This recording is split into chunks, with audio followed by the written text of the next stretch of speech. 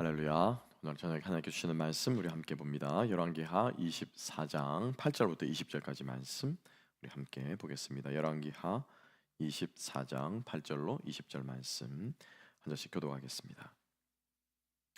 열왕기하 24장입니다. 여호야긴이 왕이 될 때에 나이가 18세라 예루살렘에서 석 달간 다스리니라. 그의 어머니의 이름은 느후스다요 예루살렘 엘라단의 딸이더라.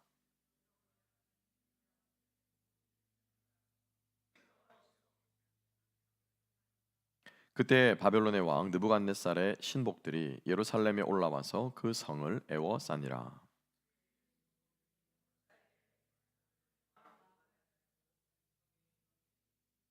유다의 왕 여호야긴이 그의 어머니와 신복과 지도자들과 내시들과 함께 바벨론 왕에게 나아가 왕이 잡으니 때는 바벨론 왕 여덟째 해라 해이라.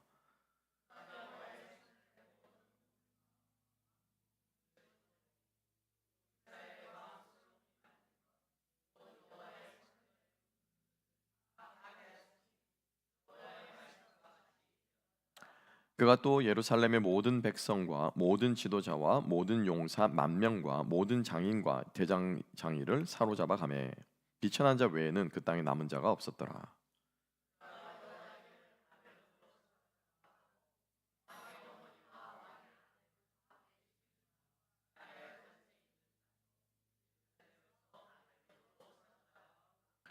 또 용사 7,000명과 장인과 대장장이 및 1,000명 곧 용감하여 싸움을 할 만한 모든 자들을 바벨론 왕이 바벨론으로 사로잡아 가고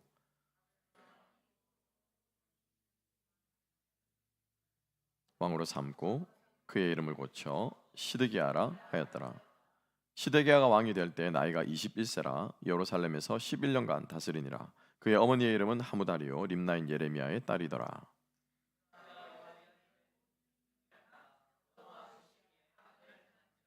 다 함께 여호와께서 예루살렘과 유다를 진노하심이 그들을 그 앞에서 쫓아내실 때까지 이르렀더라.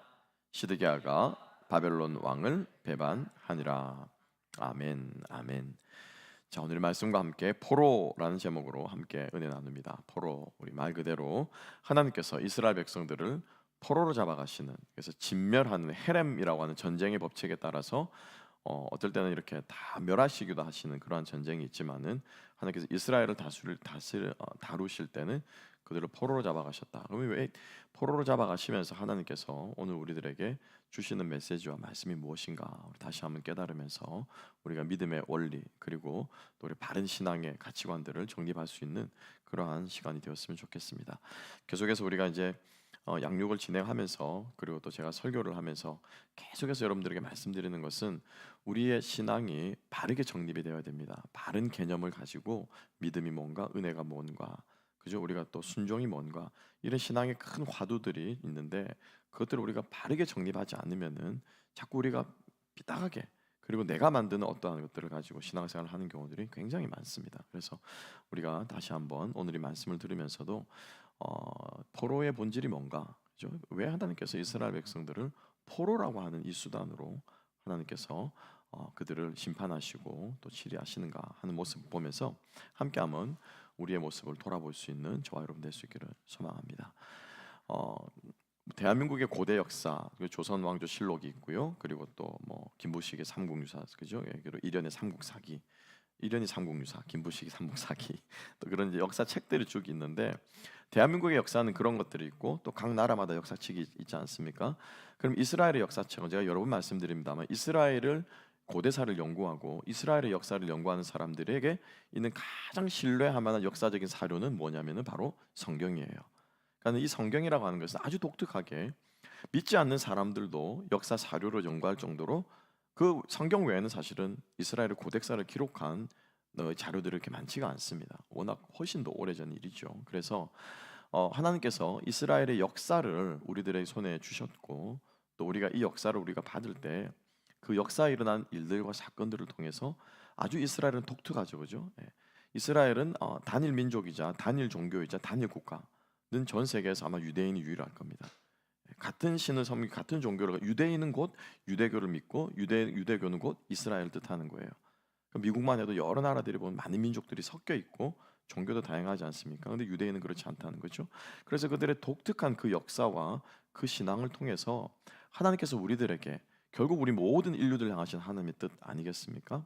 그러니까 그 하나님의 뜻을 하나님께서 이런 방식으로 우리들에게 보여주시는 하나님의 이유가 있다라고 하는 것입니다. 그래서 오늘 우리가 이제 이스라엘의 마지막 세 왕 여호야김, 시드기야, 이스라엘의 마지막 세 왕을 굉장히 우리가 지금 3시간째 지금 보고 있고, 내일까지 다음 주까지 하면 거의 한 달 동안 이 마지막 세 왕의 모습을 하나님께서 우리들에게 아주 세세하고 자세하게 어떻게 해서 마지막 멸망을 점을 찍게 되었는가 우리들에게 보여주시는데, 그 모습들을 보면서 다시 한번 우리의 신앙과 나의 삶을 돌아볼 수 있는 저와 여러분 되었으면 좋겠습니다.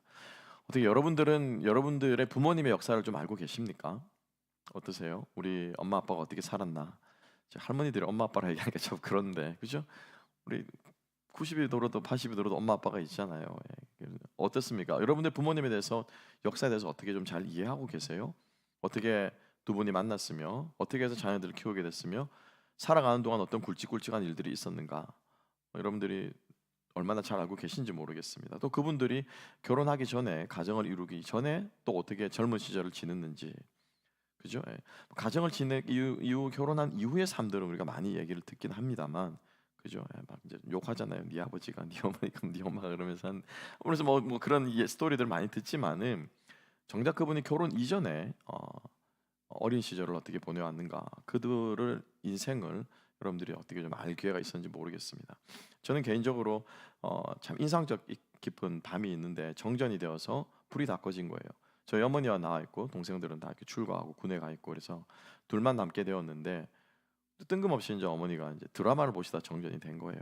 그래서 그 드라마의 주제하고 연결이 돼가지고 얘기하시는데, 본인의 이야기를 이렇게 털어놓으시는데, 얘기를 들으면서 제가 몰랐던 부분들을 많이 보면서, 아, 이렇게 해서 우리 가정이라고 하는 역사가 이렇게 흘러왔고 또 나에게 복음이 흘러오게 되었구나라는 그 생각을 했던 그런 밤이 있습니다. 역사를 통해서 우리는 하나님의 일하심을 보아야 되고요. 그리고 이 역사를 볼 줄 아는 사람은, 역사를 볼 줄 아는 사람은 그 실수들을 반복하지 않고, 또 지금 많은 사람들이 시대가 부화내동하는 것에 흔들리지 않는다고 하는 것입니다. 솔로몬이 말한 것처럼 여러분, 해 아래 새로울 것은 아무것도 없습니다. 그래서 어제 대통령 선거가 있어가지고 두 후보가 이제 선거가 아니라 토론회가 있어가지고, 이제 큰 녀석이 자기도 이제 머리가 굵었다고 막 이제 뭐 따로 모여가지고 그게 보더라고요. 보니까 몇 명이 선생님이 모아가지고 이제 뭐 그런 교육을 시키는지, 그래서 보고 토론도 하고 막 밤늦게까지 하고 왔더라고요. 막 이제 익사이링 해가지고, 막 이제 자기도 이제 정치에 입문했다 이거죠. 이제 어른들이 어떻게 살아가는가 자기도 안다 이거죠. 그런데 여러분, 알면 뭐 합니까? 그게 다 반복되어 왔던 일 아니겠어요? 그 아이에게는 아주 새로운 일이겠지만은, 그죠? 정치라고 하는 것이, 정권이라고 하는 것이 반복되지 않겠습니까? 근데 그 역사를 볼 수 있는 조그만 큰 안목이 있으면, 여러분, 우리의 신앙생활을 하나님 앞에 정말 올바르게 할 수 있다라는 겁니다. 올바르게. 그래서 오늘 이 하나님께서 이스라엘의 새 왕을 포로로 잡아가시는 장면이 등장하는데, 첫 번째로 우리가 기억해야 될 것은 뭐냐면은, 이 새 왕들이 어떻게 해서 포로로 잡혀가게 되었느냐라고 하는 겁니다. 우리가 세 명 여호야김 같은 경우는요 1절에 나옵니다. 오늘 읽진 않았습니다만 20장 1절에 24장 1절에 나오는데, 바벨론을 3년간 열심히 잘 섬기다가, 바벨론이 그 당시 이제 바벨론이 이제 패권을 쥐고 있죠. 애굽을 누르고 아수르를 멸망시키고 애굽을 누르고 바벨론이 이제 이 패권을 잡은 거예요. 고대 근동 지방 지역에. 이 바벨론을 잘 3년간 잘 섬기다가 바벨론을 배반한 거예요. 그러자 바벨론이 요거 봐라 그러면서 이제 여호야김을 잡아가고 포로로 아예 잡아가 버립니다. 두 번째로 이제 그러고 나서 그의 여호야긴을, 아들은 이제 여호야긴을 세우는데, 이 여호야긴 같은 경우에는 여호야김이 3년 동안 잘 섬기다가 배반하자 잡혀간 거예요. 그러니까 여호야긴은 어떻게 해야 됩니까? 아, 잘 섬겨야 되겠구나라고 생각했죠, 그죠? 그래서 이 시위대와 함께 바벨론이 이제 예루살렘을 이제 위협하려는 의도였는지 함락시키는 의도였는지 쳐들어오게 됩니다. 근데 이 쳐들어온 바벨론 왕을 어떻게 해요? 맞이하러 나갔다가 포로로 잡혀가 버리는 거예요. 12절에 나오고 등장하고 있죠. 오늘 우리 본문에 보면은 뭐라고 말합니까? 유다의 왕 여호야긴이 그의 어머니와 신복과 지도자들과 내시들과 함께 바벨론 왕에게 나아가매. 여러분이 나아가는 게 왜 나아갔겠습니까? 식소들까지 다 거느리고, 그죠? 예, 궁의 식구들을 다 거느리고 왜 나아갔겠습니까? 우리 잡아가세요라고 하면서 나아간 거 절대로 아니거든요. 어떻게 해요? 예, 4대의 예를 갖춰서 맞이하러 나간 거예요. 맞이하러 나갔던 자리에서 어떻게 해요? 포로로 잡혀가 버린 거예요. 그럼 여러분 도대체 어떻게 하란 말입니까? 그리고 나서 바벨론 왕 느부갓네살은 시드기야를 또 꼭두각시 왕으로 세워놓습니다. 시드기야 역시 마찬가지로 오늘 읽었던 20절 말씀에 뭐라고 말합니까? 20절 말씀, 여호와께서 예루살렘과 유다를 진노하심이 그들을 그 앞에서 쫓아내실 때까지 이르렀더라. 시드기야가 바벨론 왕을 못하니라 배반하니라. 그러니까 시드기야는 이래도 안 되고 저래도 안 되니까 얘도 이 시드기야 왕도 바벨론 왕을 배반하는 쪽으로 지금 가닥을 잡고 나아가다가 결국에는 끌려가게 됩니다. 근데 이 시드기야가 굉장히 고집이 센 왕이었던 것 같아요. 역대하 36장인가 36장 12절에 보면은 예레미야가 말했음에도 청종하지 않았다라고 말해요. 근데 예레미야가 무슨 말을 했을까? 예레미야가 무슨 말을 했을까요? 예레미야서를 잘 읽어보면 그 내용이 나옵니다.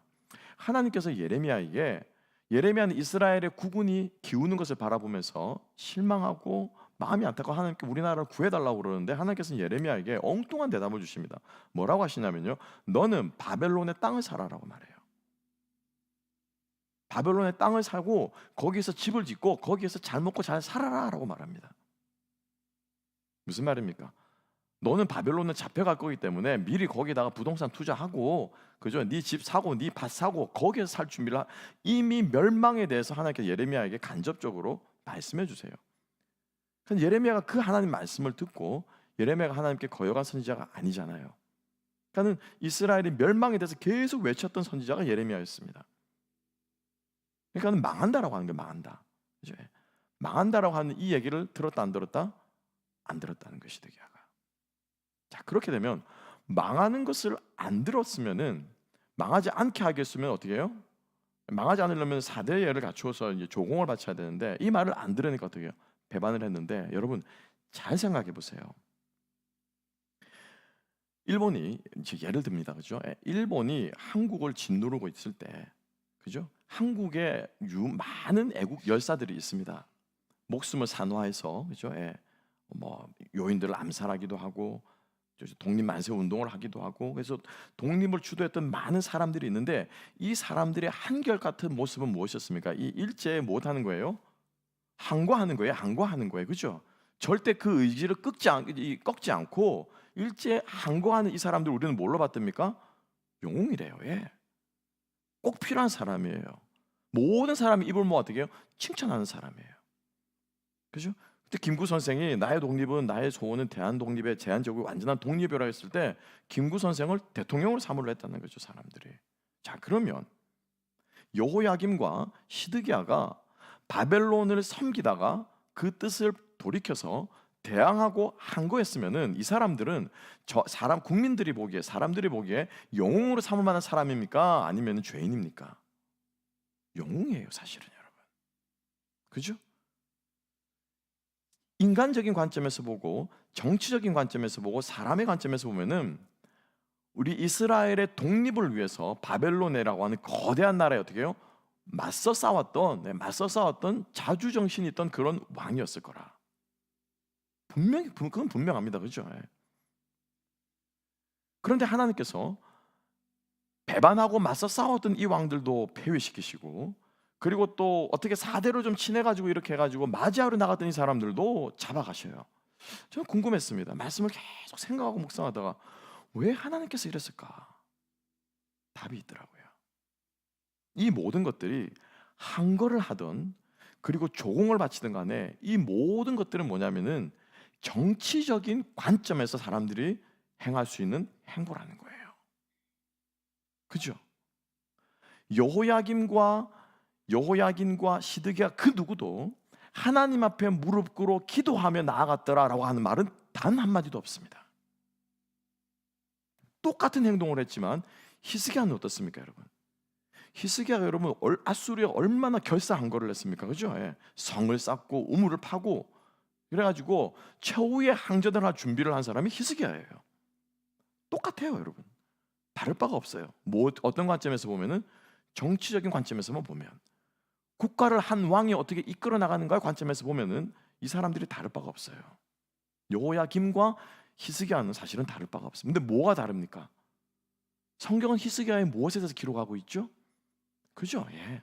그의 정치적인 행보나 그가 어떻게 아수를 어떻게 대했다라고 하는 이런 것에 관심을 가지지 않고 무엇을 했더라? 그가 여호와 앞에 성전에 그 서신을 펴놓고 하나님 앞에 무릎 꿇어 어떻게 해요? 그의 마음을 쏟아놓고 눈물로써 하나님께 기도했더라. 하나님은 뭘 보시는 거예요? 그걸 보시는 거예요. 그걸 보시는 거예요. 그게 하나님의 역사에 하나님께서 기록하는 장면이라는 겁니다. 그래서 이런 것을 가르쳐서 우리는 뭐라고 한다고요? 인간적인 방법이다 라고 하는 거예요. 이해가십니까? 겉으로 보기에는요, 히스기야나 여호야긴이나 다를 게 없은 것처럼 보여요. 그죠? 그런데 왜 여호야긴과 시드기야는 인간적인 방법을 쓰다가 하나님께 망했고, 왜 히스기야는 똑같은 행동을 했지만 하나님께서 그를 살려주시고 구원하시고 그의 때에는 멸망을 보지 않으게 하셨는가? 그가 쓴 방법은 하나님 앞에 어떻게 해요? 철저하게 무릎을 꿇는 것이었다는 겁니다. 우리의 삶을 돌아봅시다. 우리가 철저하게 하나님을 의지하고 하나님을 의뢰하는 우리의 삶의 모습들이 있는가? 아니면은 누가 봐도 정당하고 누가 봐도 옳고 이렇게 하는 것이 모든 사람이 맞다고 생각하기 때문에 아무 생각 없이 당연한 거니까 하는 그러한 모습들이 내 안에는 있지 않는가? 라고 하는 우리들의 모습을 돌아보게 될 때, 여러분, 하나님을 의지하는, 하나님을 의뢰하는 저와 여러분들 될 수 있기를 주님의 이름으로 축복합니다. 그게 우리 인간이, 하나님의 백성들이 이 땅에서 살아가는 삶의 자세여야 한다는 것입니다. 이게 우리의 인생의 기준과 목적과 목표가 되어야 되는 거예요. 내가 얼마나 하나님을 의뢰하며 살아가는가. 여러분, 이게 여러분 인생의 목적입니까? 여러분 왜 살아가십니까? 인생의 목적을 물으면, 저는 하나님을 더 의지하는 방법을 배우고 싶어요. 하나님을 의지하면 하나님께서 나를 어떻게 이끌어가는가, 저는 이걸 경험하고 싶어요. 이게 여러분들의 목적입니까? 아니면은 많은 사람들이 쫓아가는, 우리가 많은 것들이 있잖아요, 그죠? 얘기하는 것들. 하나님의 영광으로 내가 이것을 잘하고 이 사업을 이번에 이렇게 했는데 주님 이것을 위해서 이걸 해가지고 하나님이 뭘 하고 어쩌고 막 이렇게 하는 이런 것들, 띵들, 그죠? 사건들, 계획들, 이런 것들이 우리의 인생의 목적입니까? 역사를 통해서 다시 한번 우리를 돌아볼 수 있는, 우리의 삶의 자세를 돌아볼 수 있는 저와 여러분 될 수 있기를 소망합니다. 그럼 우리는 또 물어야 되죠. 그럼 목사님, 하나님 당신을 의지하는 것이 무엇입니까? 그죠, 여러분? 의지하는 게 뭐예요, 여러분? 의지하는 게 뭘까요? 성경에서 말하는 하나님을 의지한다라고 하는 것이 무엇인가? 열왕기하 24장에서 정확하게 말합니다. 나의 백성이 무엇하여? 겸비하여, 그죠? 겸비하여 그 악한 길에서 떠나서 나의 얼굴을 구하면, 여러분, 하나님의 얼굴을 구하는 게 뭐예요? 뭐가 하나님의 얼굴을 구하는 겁니까? 하나님이 내 앞에 있다고 하는데 우리가 생각하는 것, 행동하는 것 우리 마음대로 할 수 있습니까? 그렇지 않죠, 그죠? 코람데오의 의식을 가지고 살아가는 사람, 그 행실과 행동이 흐트러질 수가 없습니다. 그러니까 겸비하여, 겸손하여, 그죠? 내가 내 인생의 주인이 아니고 하나님이 내 인생의 주인이고 하나님이 나를 다스리는, 내 위에 하나님이 있다는 그 겸비하는 마음으로 악한 길에 떠나서 하나님이 내 앞에 있다는 생각으로 그 얼굴을 구하면은, 내가 그들의 음성을 듣고 하늘에서 무엇을 그들에게 자비와 능력을 베푸실 것이다. 성경은 열왕기 3하에 나옵니다. 정확하게 우리들에게 하나님을 의지하며 살아가는 것이 어떠한 모습인가를 우리들에게 보여줍니다. 히스기야가 주님 앞에서 바로 이러한 모습으로 살아갔다라고 하는 것입니다. 마음을 겸비하고 의지하는 가운데 하나님의 그 명령에 순종하는 것, 하나님이 주시는 선한 생각, 하나님이 주시는 선한 뜻, 하나님이 주시는 나의 선한 의지에 우리가 순종하며 나아가는 것, 이것이 하나님을 의지하는 삶인 줄로 믿습니다. 이 세 왕들이 바벨론을 대하는 태도를 보면서 배반을 하느냐 화친을 하느냐, 이 모든 것 가운데 기저에는 바로 하나님을 의지하지 않고 자기의 생각과 계획과 형세와 정국과 형세를 따라서 그 결정을 내렸다라고 하는 것을 다시 한번 우리 마음속에 새길 수 있는 저와 여러분 되었으면 좋겠습니다. 하나님께서 그래서 이스라엘 백성들을 이제 멸망시키기 시작하십니다. 여호야긴 때부터 본격적으로 수탈과 포로로 잡아가는 작업들이 시작이 됩니다. 13절부터 계속해서 이어지고 있죠. 자, 주목할 것은 하나님께서 무엇들을 빼앗아 가셨는가라고 하는 것이죠. 13절 말씀 뭐라고 말합니까? 성전과 왕궁의 모든 보물들을 수탈해 갔습니다. 성전은 하나님을 섬기는 곳이고 왕궁은 왕권이 드러나는 곳입니다. 그래서 하나님께서 성전과 왕궁을 하나님께서 멸망시키시고 그 영광을 하나님께서 빼앗아 가시는 장면이 등장하고요. 그 다음에 14절을 보게 되면은 누가 등장합니까? 모든 백성과 그리고 지도자와 용사와 장인과 대장장이들을 바벨론 왕이 잡아갑니다. 여러분 이것들을 잘 보시면은 정확하게 하나님께서 이스라엘을 뭐라고 표현해야 될까요? 뼈까지 다 발라가시는 모습들을 우리가 잘 알 수가 있습니다. 지도자와 정부 인사는 무엇을 말합니까? 나라를 다스리는, 오늘날로 표현하면 뭐예요? 행정부예요, 그죠? 백악관을 하나님께서 초토화시키신 거예요. 나라를 정치할 사람이, 나라를 다스릴 사람이 없는 것이고요. 용사는 무엇을 의미합니까? 군사력을 말하는 거예요. 장인과 대장장이는 무엇을 말합니까?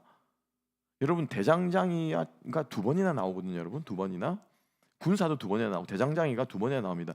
대장장이가 여러분 별것 아닌 것처럼 생각할 수 있지만은 오늘날로 치면은 왜 그런 사람들 있잖아요. 제가 아는 분도 그러더라고요. 어떤 분이 중국 사람인데 이 국가를 떠나서 함부로 여행을 못 하더라고요. 그러니까 그 나라가 지정한, 이 사람 뭐냐면은 나라의 브레인이기 때문에, 그 나라의 산업을 이끄는 그 브레인 역할을 하는 그 과학자이기 때문에 못 나가게 하더라고요. 그러니까 그걸 다 체크를 하는 거예요. 무슨 말씀인지 이해가시죠? 오늘날로 치면은 그런 사람들이란, 그런 대장장이가. 그 당시에 이스라엘 백성들이 이제 청동기 문화를 지나 철기 문화로 갑니다. 여러분 철이 어떻게 만들어진지 여러분 상상해 보면 아실 거예요, 그죠? 고로에다가 불을 온데 그 온도를 정확하게 맞춰야 되거든요. 그걸 그 당시에 온도계가 있습니까? 뭐가 있습니까? 그 온도를 어떻게 정확하게 맞추며 철의 성질을 어떻게 분석하며 얼마만큼 철을 단련하고 떠들어야 이 철에 있는 금속물이 다 떨어져 나가는지, 이거는 그 당시에는 뭐예요? 과학 중에도 첨단 과학이에요. 그러니까 그런 사람들을 하나님께서 어떻게 다 잡아가시는 거예요. 뭡니까? 국가의 기반 산업이 마비가 되는 거예요. 또 세력가라고 말하고 있죠. 권세자들이라 말하고 있습니다. 뭡니까? 보아스 같은 뭐예요? 재력가들, 사업을 하는 사람들. 그러니까 하나님께서 정치와 군사와 경제와 산업, 이 모든 것들을 하나님께서 어떻게 해요? 다 뺏어가는 거예요. 성경은 우리들에게 자세하게 기록하고 있습니다. 목적이 뭘까요? 왜 이런 것들을 자세하게 기록할까요? 사실은 수치의 역사잖아요. 부끄러운 역사잖아요, 그죠? 근데 왜 하나님께서 이것들을 이렇게 기록하셨느냐?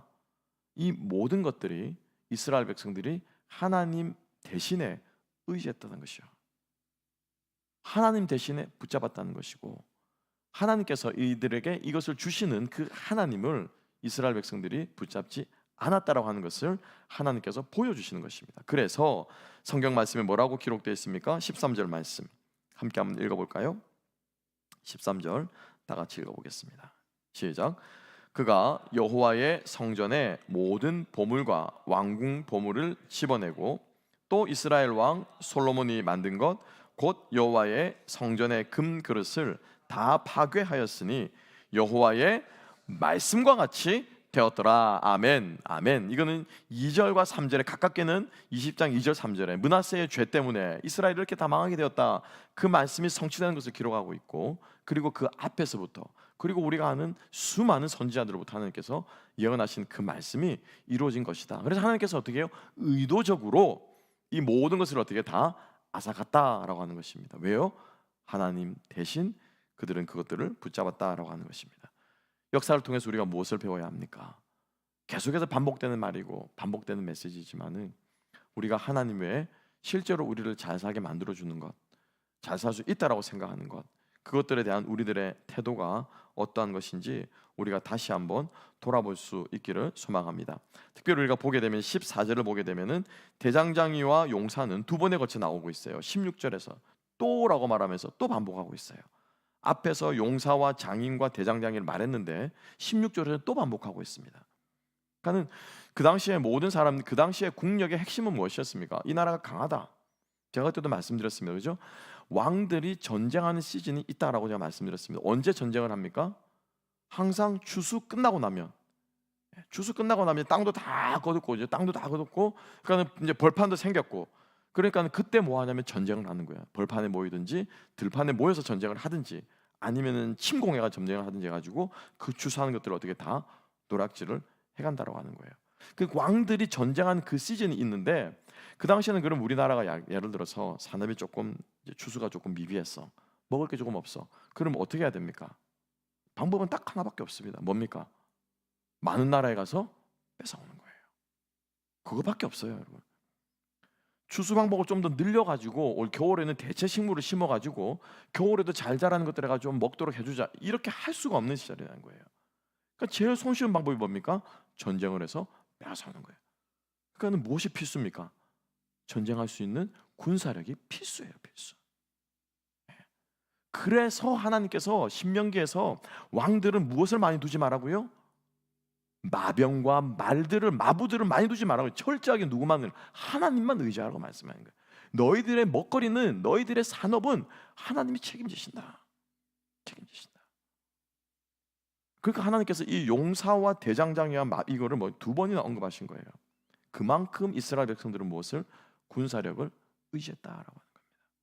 하나님께서 이 빼앗긴 목록들을 산업별로 분야별로 하나님께서 기록하신 의도는 바로 하나님 아닌 다른 것들을 이스라엘 백성들이 의지했다라고 하는 것입니다. 근데 여러분 생각해 봅시다. 포로의 뜻이 뭡니까, 여러분? 포로의 뜻이 뭐예요? 그래서 오늘 제목을 제가 포로로 잡았는데, 그럼 포로는 죽습니까? 안 죽습니까? 죽지는 않아요. 포로는 죽지는 않아요. 그죠? 포로 죽이면 안 됩니다. 이 무슨 제네바 협약입니까? 협약에서 전쟁 포로 절대 죽이면 안 됩니다. 전쟁 포로는. 포로는 죽지도 않습니다. 그죠? 그리고 먹을 것도 어느 정도 준비나. 그러면 결정적으로는 포로가 일반 사람들과 다른 결정적인 이유는 차이는 뭐예요? 주권이 없는 거예요. 주권이. 나에게 권리가 없는 거예요. 근데 그것이 전쟁에서만 잡혀가면 전쟁 포로면 모르겠지만은 나라를 잃어버리고 잡혀가는 포로에게는 더 이상 그 나라의 주권이 없다라는 거예요. 주권을 빼앗긴 사람을 가리켜서 오늘 이 성경에서 보게 되면 우리는 포로라고 불러요. 그들이 아무리 잘 먹어도, 그들이 아무리 잘 입어도 하나님은 예레미야에게 바벨론으로 가서 무엇을 땅을 사고 집을 짓고 자식을 낳고 잘 살아라고 그랬어요. 그리고 실제적으로 이스라엘의 많은 백성들이 지도자로 잡혀간 사람, 대표적인 사람 다니엘과 제 친구는 바벨론에서 아주 높은 자리까지 올라가는 자리까지 있게 됩니다. 그 나라에서 나름대로 살았어요. 굶어 죽은 게 아니에요. 그렇지만 그들은 뭐라는 거예요? 포로라는 거예요. 포로. 우리의 삶을 돌아보면 우리가 되었으면 좋겠습니다. 먹고 사는 것이 중요한 것이 아니라, 무엇을 입느냐가 중요한 것이 아니라 내 삶을, 내 인생을 누가 다스리느냐, 내가 어느 나라 국민이냐가 사실은 더 중요하다고 하는 것입니다. 우리가 여기에 눈 뜰 수 있는 저와 여러분 될 수 있기를 주님의 이름으로 축복합니다. 굶어도 하나님 나라 백성으로, 못 입어도 하나님 나라 백성으로, 조금 가난해도 하나님 나라 백성으로, 조금 어려워도 하나님 나라 백성으로 이 땅 잠깐 사는 동안 70년 바벨론 포로 생활하는 동안에 이스라엘 백성들은 잘 먹고 잘 살았지 몰랐지만 그들은 하나님이 없었던 사람들이었어요. 역으로 우리의 인생을 돌아보게 될 때 우리가 이 땅에서 여러분 포로로 살 것입니까? 하나님 백성으로 살 것입니까? 우리가 다시 한번 주님 앞에서 우리의 소속을 분명하게 하는 저와 여러분 될 수 있기를 소망합니다. 포로로 잡혀갔다는 것은요, 왕이 바뀐 거예요. 그죠? 더 이상 여호야긴이 우리나라 나의 왕이 아니에요. 이스라엘 백성에게는 누가 왕입니까? 느부갓네살이 왕인 거예요. 그죠? 하나님께서 이걸 가르쳐 주시는 거예요. 너희가 이 땅에서 나를 왕 삼지 않고 나를 왕으로 여기지 않고 너희들이 의지하고 너희들이 생각하고 너희들이 먹여 살려줄 것 알던 그것을 너희들이 왕으로 삼고 살아갔으니 이제 내가 너희들의 왕을 빼앗아가겠다. 하나님께서 말씀하시는 겁니다. 우리가 다시 한번 이 하나님께 철저하게 수탈해 가시고 약탈해 가는 이 모습을 통해서 다시 한번 우리가 의지하던 것, 우리를 살릴 수 있다고 하는 것을 우리가 내려놓을 수 있는 우리가 되었으면 좋겠고요. 내려놓지 않기 때문에 어떻게 합니까? 하나님이 빼앗아가는 거예요. 그죠? 안 내려놓기 때문에 빼앗아갑니다. 모든 사람의 단 한 명의 예외도 없이 이 땅에 살아있는 모든 사람에게서 하나님께서 그것을 어떻게 해요? 다 빼앗아갑니다. 맞습니까? 그죠? 예. 어떻게 해요? 알렉산더 대왕은 죽을 때 어떻게 내 관에서 유언이 뭡니까? 내 손을 관 밖으로 내서 내 장례를 치러라. 무슨 뜻입니까? 빈손으로 가는 거예요. 하나님이 다 뺏어갑니다. 그죠? 예수를 믿건 예수를 믿지 않건 모든 인생에게 하나님께서 빼앗아. 누가 왕이라는 거예요? 내가 왕이라는 거, 내가 왕이라는 거. 내가 사람의 코에 생명을 불어넣어 인간이 되게 했고, 내가 너에게 생명이라는 걸 불어넣어줬고, 인간에게 영혼이 없으면 여러분, 우리와 짐승이 하등 다를 바가 없습니다. 여러분, 돌고래 지능과 인간의 지능이, 어디 돌고래가 지능이 더 좋아요? 사람들보다, 멍청한 사람보다. 그죠? 그렇잖아요. 그럼 우리들이 짐승만도 못하는 거 진짜로 지능으로 따지면 떨어진다는 거예요. 그럼 그 피조물과 우리 인간들을 결정적으로 차이 짓는 것이 뭐냐? 창조 과정의 맨 마지막 프로세스로 하나님께서 성경에서 분명하게 기록하는 것은 그 코에 생기를 불어넣으시니 생명이 되었다. 내가 너희의 왕이고 내가 너희의 창조주라는 것을 하나님께서 모든 인생에게 가르쳐 주시는 거예요. 무엇을 통해서? 다 뺏어가는 거예요. 다 뺏어. 내가 의지했던 것, 내가 왕이라고 생각했던 것, 내가 귀하다고 생각했던 것, 이 포로로 잡혀가는 시간이 모든 사람에게 사실은 임한다는 거예요. 우리가 다시 한번 이 역사를 통해서 고백합시다. 하나님이 나의 뭡니까? 왕입니다. 주님이 나를 다스립니다. 그러면 어떻게 해요? 우리는 왕을 왕답게 대우해야죠. 그죠? 왕과 대통령의 차이가 뭡니까 여러분? 왕과 대통령의 차이가 뭐예요? 대통령은 자기 마음대로 못합니다. 그죠? 삼권 분립이 돼가지고 대통령은 자기 마음대로 못해요. 국회에서 견제 들어오고 사법부에서 헌법재판소에서 탄핵 걸면은 대통령도 벗어야 되는 거예요. 대통령은 마음대로 못해요. 왕은요? 왕은 지 마음대로 다 해요. 왕은 자기 마음대로 다 해요. 하나님 우리 왕이시라는 거예요. 그분의 절대 주권과 그분의 절대 선하심을 우리가 믿는다면, 그죠? 우리는 그분께 순종할 수 있어요. 다시 한번 우리가 이 모습을 통해서 우리의 인생의 목록들을 한번 돌아봅시다. 하나님이 가져가신다면 뭘 제일 먼저 가져가고 싶어 하실까? 하나님이 내 인생에 잠깐 빼앗아 간다면 뭘 제일 가져가고 싶어 하실까? 여러분, 그거 하나님께서 빼앗아 가신다고요? 빼앗아 가는 거 아니에요. 잠깐 어떻게 우리들에게 가르쳐 주고 싶으신 거예요. 내가 우상 삼고 있는 것 가르쳐 주고 싶으신 거예요. 내가 잘못했다는 걸 하나님께서 가르쳐 주고 싶으신 거예요. 너가 이것 없이 죽어라라고 빼앗아 가시는 하나님이 아니세요. 그런데 빼앗겨 보면, 하나님의 무릎 꿇어 보면, 하나님의 절대 주권을 인정하고 보면은 어떻게 해요? 변화되는 겁니다. 회사가 욥은 그래서 다시 어떻게 해요? 다 돌려받았잖아요. 그죠? 사람들이 그러더라고요. 다 2배로 받았대요. 다 갑절로 받았거든요. 근데 자녀는 2배가 아니래. 왜 2배가 아니라 2배가 맞지? 죽은 자녀들은 어디 있습니까? 천국에 있잖아요.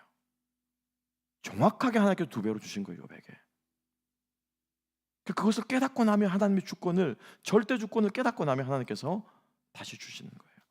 그 좋으신 하나님을 왕으로 삼고 살아가는 저와 여러분 될 수 있기를 다시 한번 주님의 이름으로 권면드립니다. 축복합니다. 우리 하나를 교회 정말로 하나님 나라 복음에 우리가 온전히 붙잡혀 살아갈 수 있으면 좋겠습니다. 마지막 한 가지만 더 봅시다. 제가 오늘 이 한 단어에 제가 눈이 확 뜨더라고요. 14절 말씀 함께 한번 읽어봅시다. 14절 하나님께서 이렇게 다 잡아가십니다. 함께 14절 읽습니다. 14절 시작. 그가 또 예루살렘의 모든 백성과 모든 지도자와 모든 용사 10,000명과 모든 장인과 대장장이를 사로잡아 가매 비천한 자 외에는 그 땅에 남은 자가 없었더라. 그 땅에 남은 자가 있습니까? 없습니까? 있습니까? 없습니까? 있죠. 누가 남았습니까? 비천한 자들. 그죠? 사람들을 보기에 비천한 자들, 사람들이 보기엔 연약한 자들, 사람들이 보기엔 아무것도 아니라고 생각하는 사람들, 하나님께서 이 사람들을 무엇으로 남겨두셨습니까? 남은 그루터기로 남겨두신 거예요. 그죠? 이 사람들이 죄인이라고 얘기하지 않았어요. 이 사람들이 하나님을 섬기지 않는다고 얘기 안 했어요. 단지 인간적으로 보기에 아무짝에도 쓸모없는 사람들, 그죠? 이 사람들은 장인도 아니고요, 이 사람들은 대장장이도 아니고 용사도 아니고 쓸만한 사람도 있는 거예요. 돈 있는 사람도 아니에요. 그냥 그렇게 놔두면은 그냥 그렇게 죽어도 누구 하나 거들떠보지 않는 천하디 천한 사람들을 하나님께서 어떻게 해요? 남겨두셨는데, 그 사람들을 통해서 하나님께서 그 땅에 새로운 역사를 쓰시고 이스라엘 바벨론 포로로 회복할 때 하나님께서 그 땅에 남은 자들로 쓰신다고 하는 사실을 하나님께서 오늘 우리들에게 말씀하고 있습니다. 여러분, 이 비천한 자가 바로 우리 같은 작고 연약한 자들인 거예요. 우리가 여기에 소망을 가지고 나아가는 저와 여러분 될 수 있기를 주님의 이름으로 축복합니다. 이 비천한 자들이 결국에는 어떻게 해요? 느헤미야에게 소식을 전하게 되고, 이 비천한 자들이 사실은 정말 비천하게 살았어요. 왜? 주권이 없잖아요, 그죠? 왕이 없잖아요. 백악관이 없어지고 행정부가 좀 나라가 송두리째 날아가니까는 마음대로 이 이스라엘 땅에 와가지고 노략질하며 산 거예요. 주변에 있는 그 이민족들이 와가지고. 그러면 그 수모를 다 누가 견뎌냈냐면은 이 사람들이 견뎌낸 거예요. 비천하게 남았으면은 좀 잘해주면 좋겠는데 아니요, 그렇지 않아요. 이들이 70년 동안 겪은 세월은 어쩌면 바벨론의 포로로 잡혀간 백성들이 겪은 것보다 더 비참하고 더 어려울 수 있어요. 그래서 느헤미야가 그 소식을 듣고는 막, 그죠? 마음이 막 뜨거운 혈기가 일어났잖아요. 혈기는 아니겠죠. 혈기는 막 마음이 뜨거움이 일어났잖아요. 그렇지만 하나님께서 어떻게 해요? 이 비천한 자들을 붙잡으신다는 거예요. 여러분, 그렇지 않습니까? 예수를 믿고 우리가 이 땅을 살아갑니다. 근데 끝까지 고생하다가 가시는 분들이 있어요. 네. 끝까지 10명도 안 되는 성도들 붙잡고 목회하다가 가시는 분들이 있어요. 끝까지 단칸방에 사각색방에 살다가 인생을 끝내는 사람들이 있습니다. 그죠? 끝까지 비정규직으로 살다가 그렇게 주 앞에 가는 사람이 있어요. 비천한 자들입니다. 연약한 자들입니다. 그러나 여러분, 하나님 나라에서는 지극히 작은 사람 한 사람도 세례요한보다 크다고 일컬음 받을 것이라고 우리 주님께서 말씀하십니다. 여러분, 아멘이십니까? 아멘이십니까? 이 눈이 열려야 돼요. 이 눈이. 그리고 진짜로 그렇게 보여야 돼요. 말이 좋으니까, 내가 지금 힘드니까 위로받으려고 얼마나 좋습니까? 그죠? 가난한 자들을 위하여, 연약한 자들을 위하여, 약한 자들의 대변이 얼마나 듣기 좋은 수사학입니까? 그게 아니고 실제가 그렇다니까. 실제가 우리가 이걸 실제로 받아들일 수 있어야 돼요. 이걸 우리가 실제로 받아들인다면, 여러분, 우리가 못 입는다고 불평할 이유 있습니까? 제가 불평하지 말라는 거 아닙니다. 그게 나에게 더 이상 뭐예요? 중요한 게 아니라는 거예요. 중요한 게 아니라는 거예요. 있으면 입고, 있으면 감사하게 입고, 없으면 어떻게 해요? 없으면 안 입는 거고, 있으면 감사하게 먹고, 없으면은 또 안 먹으면 되는 거고. 있고 없음이 존귀에 처하고 비천에 처하고 능력에 처하고 약함에 처하는 것이 하나님 나라에 대한 하나님의 왕으로 삼는 나의 그 마음을 어떻게 흔들지 않는다는, 흔들지 않는다. 누가 이 사람의 믿음을 흔들겠습니까? 환난이나 기근이나 적신이나 칼이냐 전쟁이나 그 무엇도 우리를 주 예수 그리스도의 사랑에서 끊을 수 없다라는 이 고백이 바로 이러한 비천한 자들, 하지만 하나님의 택한 사람들을 향한 하나님의 고백이요 하나님의 명령인 줄로 믿습니다. 이게 신앙 아니에요, 여러분? 이게 믿음 아닙니까? 우리가 이 땅을 살아가는 사람들은, 하나님 백성으로 살아가는 사람들은 이 땅에 발을 딛고 살고 살아가지만 그 사람과 얘기를 해보면 이상 사람들이 아닌 것 같아. 그죠? 어떻게 당신은 그렇게 마음이 평안하고, 어떻게 당신은 그렇게 자식 4명이 바다 위에 다 빠져 죽어가지고 그렇게 해가지고 부흥집회 간다고 하는데, 부흥집회를 간다고 하면 하나님 축복해 주시고 함께 하셔야 되는데 그 부흥집회 앞세워서 가족을 먼저 보내는데 모두 다 몰살해버리고 그렇게 대서양을 건너 시카고에 갔는데 어떻게 당신의 입에서 찬양이 나오냐는 거예요. 어떻게 내 영혼 평안이라는 찬양이 나올 수 있냐라는 거죠, 여러분. 그렇지 않습니까? 이 땅 사람이 아닌 것 같아요. 이 땅 사람이. 왜요? 실제로 그렇게 살아갔거든요. 여러분, 우리 그리스도인의 능력은 저는 여기 있다고 믿습니다. 근데 오늘날 교회가 뭔가 잘못돼도 단단히 잘못됐어요. 이 예배 가운데 그 하나님을 경험하고, 이 예배 가운데 그 신앙의 자세를 바로 세우고, 이 예배 가운데 다시 한번 우리의 삶의 가치와 이 땅을 살아가는 목적이 바로 되어야 그것을 보고 세상 사람들이 변화되고 교회로 찾아와야 되는데, 예배가 멋있고 예배가 잘 되고 예배가 은혜롭고 예배가 감정적으로 풍성하는 예배를 통해서 사람들을 전도하려고 하니 예배를 통해서 옵니다, 여러분. 그런데 나가서 사는 걸 보면은 많은 사람들이 실족에 달려요. 제가 계속해서 끊임없이 여러분들에게 우리에게 함께 나누고 있어요. 초대교회는 그렇게 부흥하지 않았어요. 초대교회는 예배로 부흥한 교회가, 물론 예배가 중요합니다. 제가 예배 폐지론자가 아닙니다. 예배 중요해요. 예배 가운데 그거를 하자는 거죠, 그죠? 그걸 하자는 거죠. 오늘 이 예배가 저는 그런 예배라고 믿습니다. 이스라엘의 역사를 보면서 나의 역사를 보고 세상을 살아가는 나의 삶의 자세를 바르게 하고 가치관을 바르게 하고 이 땅에 살아가는 목적을 바르게 하는 이 예배가 저는 그러한 예배라고 믿습니다. 그런데 우리가 실제로 이 예배와 함께 우리가 마치 딴 세상을 살아가는 듯한 우리의 삶의 자세를 보면서 세상 사람들 어떻게 해요? 경외감이 사실은 생기는 거예요. 나하고 다르게 사람의 본질이 있거든요. 나하고 다르면요 욕을 합니다. 비판합니다. 그런데 비판하는 것 같지만 어떻게 해요? 보고 있어요. 세상이 우리를 보고 있어요. 그러니까 우리가 세상에 속하지 않은 사람들처럼 하지만 복음의 능력이 있고 정말 삶의 사랑의 열매와 성령의 열매가 있는 그 모습을 보면은 조롱하는 것 같고 비난하는 것 같지만 감히 하지 못하는 그러한 모습이 우리 크리스천들 향하는 세상의 모습과 자세가 되어야 할 줄을 믿습니다. 우리가 다시 한번 이 이스라엘의 역사를 보면서 그리고 이 이스라엘의 왕의 새 왕을 마무리 마지막을 마무리 지으시는 하나님의 모습을 보면서 우리가 다시 한번 우리의 삶을 돌아보고 주님 앞에 우리의 삶의 옷깃을 여밀 수 있는 저와 여러분 될 수 있기를 주님의 이름으로 축복합니다. 기도하겠습니다. 하나님 아버지 감사합니다. 오늘도 우리가 말씀 앞에 서고 또 말씀 가운데 역사하시는 하나님의 손길을 또 하나님의 의도를 하나님의 뜻을 우리가 다시 한번 우리 마음에 새깁니다. 주님 두렵고 떨림으로 이 말씀을 받게 하시고 또 우리가 이 말씀에 순종함으로 이스라엘의 하나님이 곧 나의 하나님이신 것을 다시 한번 우리의 삶 속에서 경험할 수 있는 우리 하나님의 모든 권속들 되도록 주여 저희들을 붙잡아 주시고 인도하여 주시옵소서. 기도로 나아갈 때 우리 마음에 감동함을 주시고 우리 마음에 결단함을 주시고 성령의 음성을 듣게 하시고 하나님께서 우리 한 사람 한 사람을 붙들고 계심을 우리 오늘 이 저녁에 함께 보게 하여 주시옵소서. 감사하며 모든 말씀 예수님 이름으로 기도합니다. 아멘.